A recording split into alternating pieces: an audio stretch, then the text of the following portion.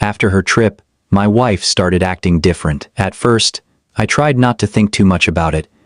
Because people come back tired. Travel changes routines. Sometimes it takes a few days to settle back into normal life. At least that's what I kept telling myself. But deep down, I knew something was off. Her name was Ikra. We'd been married for 7 years, and after 7 years, you notice changes immediately, not because you're suspicious. Because familiarity makes even small differences feel loud. The shorter conversations, the distracted replies, the way she smiled at her phone, then locked it when I walked into the room. Tiny things. But tiny things become patterns. And patterns become impossible to ignore. The trip itself wasn't unusual. Just a girl's getaway for a few days, something she had been excited about for weeks. Planning outfits, booking hotels, talking non-stop about beaches and restaurants. And honestly, I wanted her to enjoy herself. I trusted her completely. That's what made the change afterward feel so strange, because she came back physically, but emotionally, something felt missing. How was the trip? I asked the night she returned. It was good, she said. That was it. No stories, no excitement, no details, just good. And somehow, that one word stayed in my head longer than it should have. Because people talk about experiences they genuinely enjoyed. But she seemed careful, measured. Like she didn't want to say too much. Over the next week, the distance grew quietly. Not dramatic enough to confront directly, but constant enough to feel exhausting. More time on her phone. Less eye contact. More moments where she seemed mentally somewhere else.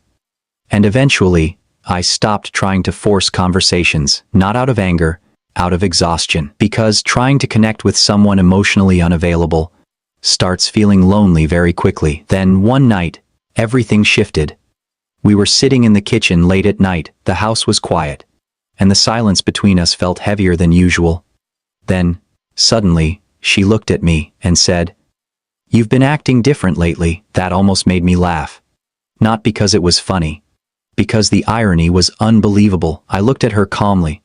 "Different how?" I asked. She hesitated slightly. "Distant.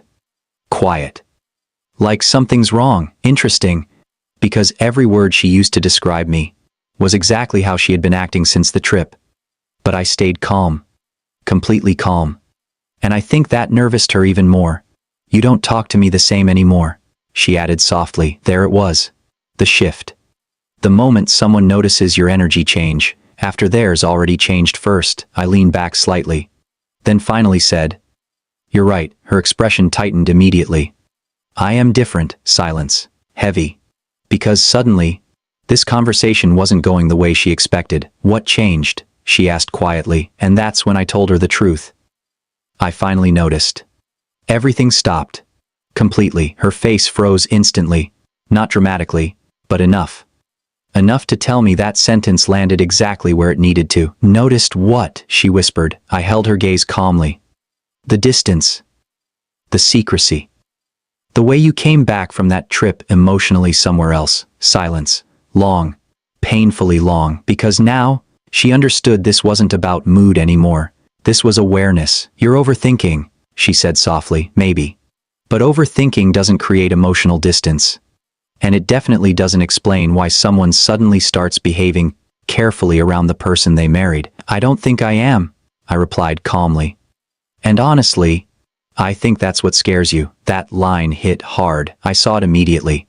The tension in her face, the way she avoided eye contact afterward, because people panic when they realize you finally see the situation clearly. "You think I did something on that trip?" she asked carefully. Again. Interesting. Because I never said that, not once.